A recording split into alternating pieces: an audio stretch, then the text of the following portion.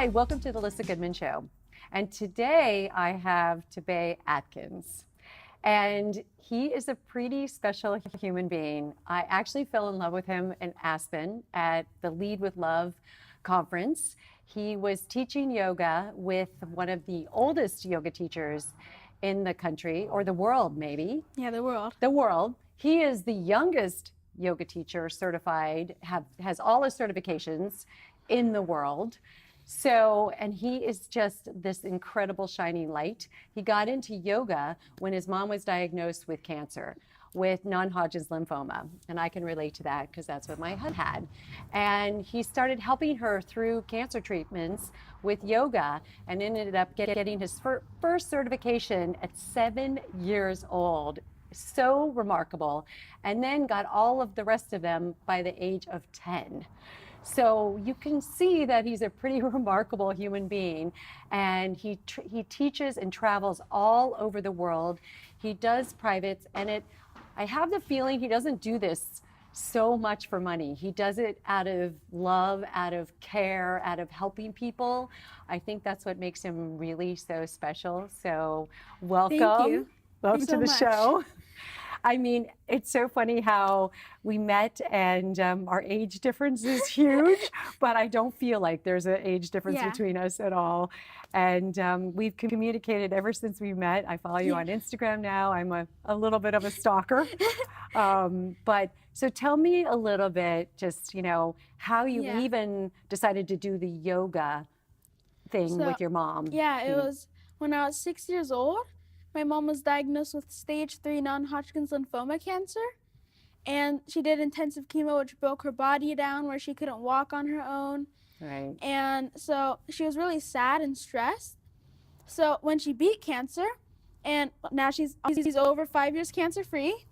Yay. And I'd like to clap right now. I know, but you can't. Not with stitches on that finger.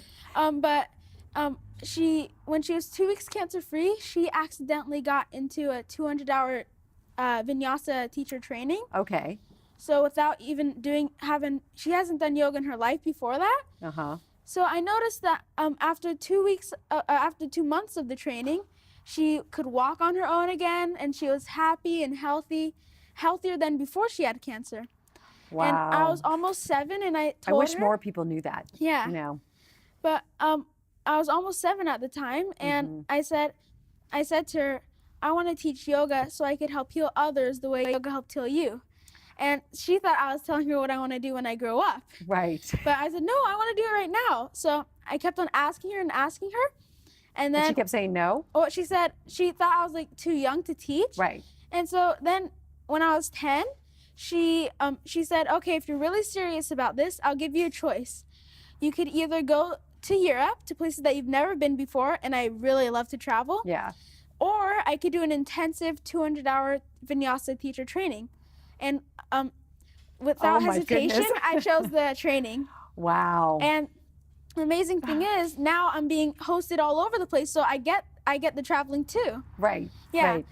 So somewhere deep in your soul, you knew that this was going to take you on a journey that would be lifelong, and in terms of I knew that it's not just okay, I get a job at 12, but it's because I know that it's going to help a lot of people.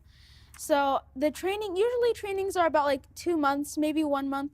Right. But mine was 16 days, and it was a 200-hour training. Now, why was it so short? Well, there's you could do intensive trainings. Yeah. I think because the intensive one, you get more information down. Yeah. And you don't really forget anything because it's like not a lot of time difference. Yeah. So I had a lot of information, so I didn't lose any of the information. Wow. Yeah. And so since you've been doing all this, and mom is really healthy, and she has a studio. Yeah, Care for Yoga. Yes, that you teach at as well. Yeah. Right? And, I teach donation-based yoga classes there. Yeah, tell me about that, because that's what I was saying in the intro. Yeah.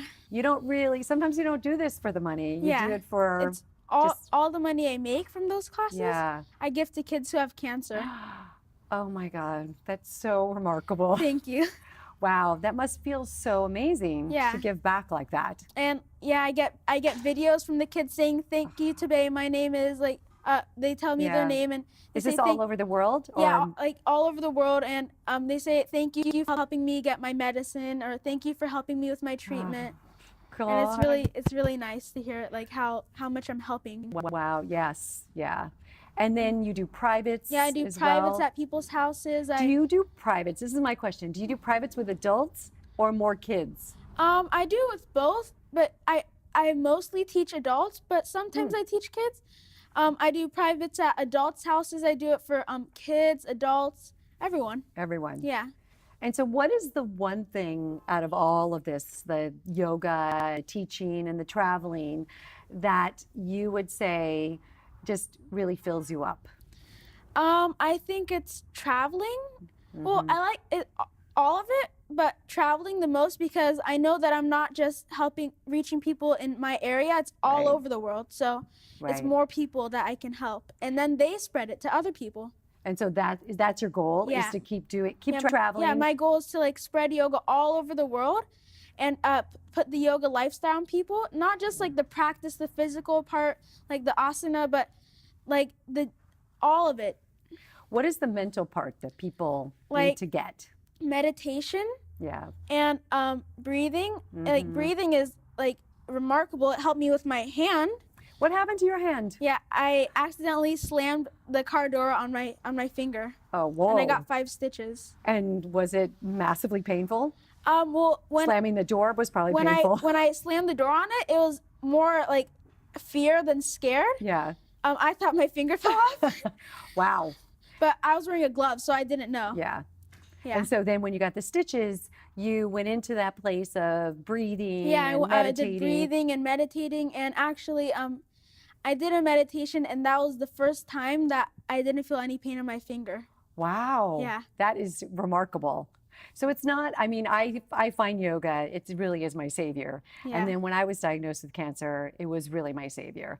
Like it helped save my mom too. I know, it does. I mean, I think that yoga, people don't really correlate yoga and cancer. Right. I think enough. And that's what you're helping doing. And because I want to spread yoga to people, not just who have cancer, but like everyone who needs yoga in their life.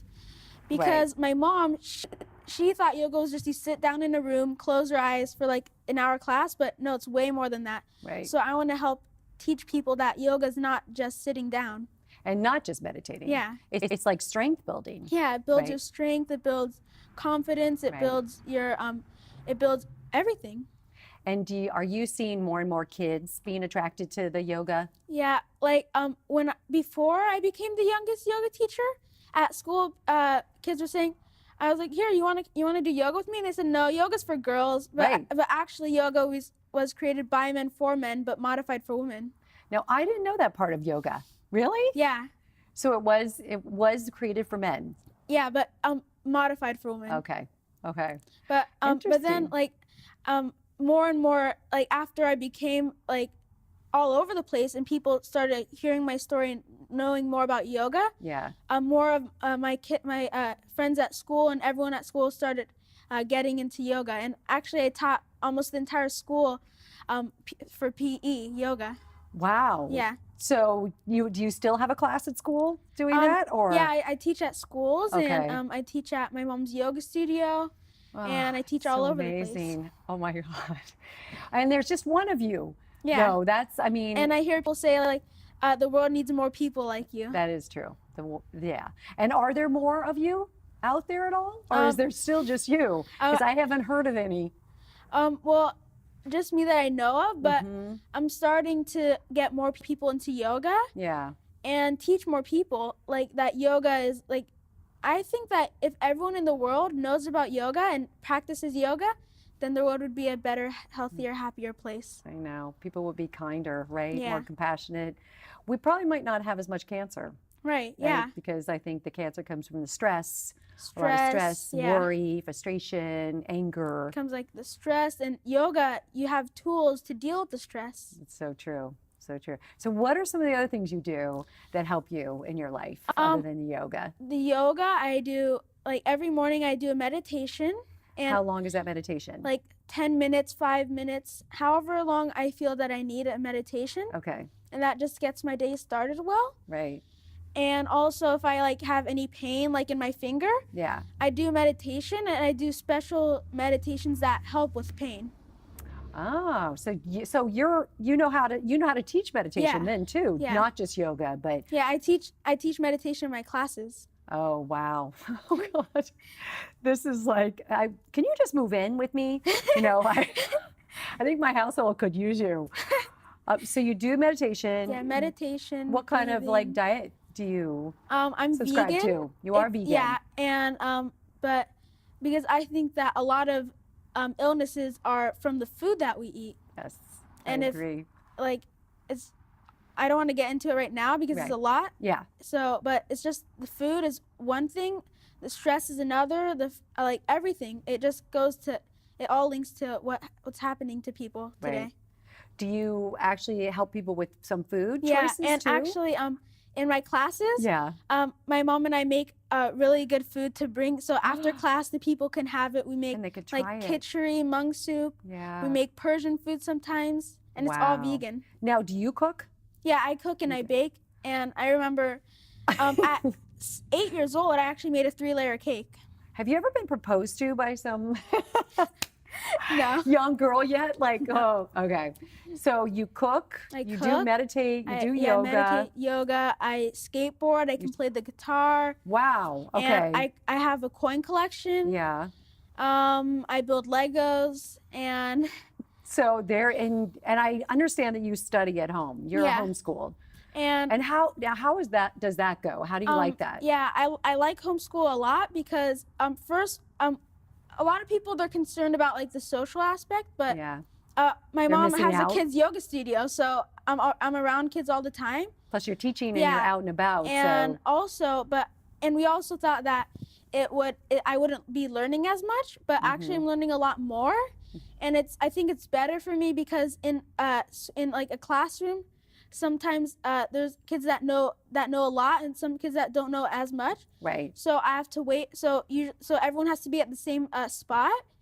So even if you know all the stuff that they're teaching, but in homeschool I can just if I know something I can blast through it. Yeah. And if there's something that I haven't learned, I can study it as much as I want. Right. Right. Yeah. You just like it's at your pace. And it's better for like when I'm doing appearances, I can I can get a lot of work done. So then when I'm at my appearance, I'm not behind. Right. Oh my God, that's so amazing. So friend-wise, you go out with and hang out? I guess you must go skateboard with your friends. Yeah, and my friends come over to my house. Yeah. After yoga, sometimes we I bring my Legos so we could play or yeah. That's so cool. What did you learn when you taught with the oldest yoga teacher at the Lead with Love conference? Yeah, that was amazing. I think that will go down in history. The youngest yoga teacher and the oldest yoga teacher. I have to agree. That was so impressive. That was amazing. And so fun. Yeah. So did you learn something from her? Yeah, I learned a lot more. Like for my adult classes, I learned Vinyasa yoga. Mm-hmm.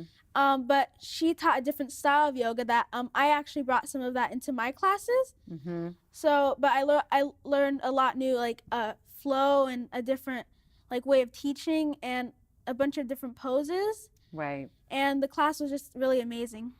And she's so vibrant and healthy, and at her age, it like just goes to show that it does do a lot for you. And she always says that she's 99 years young.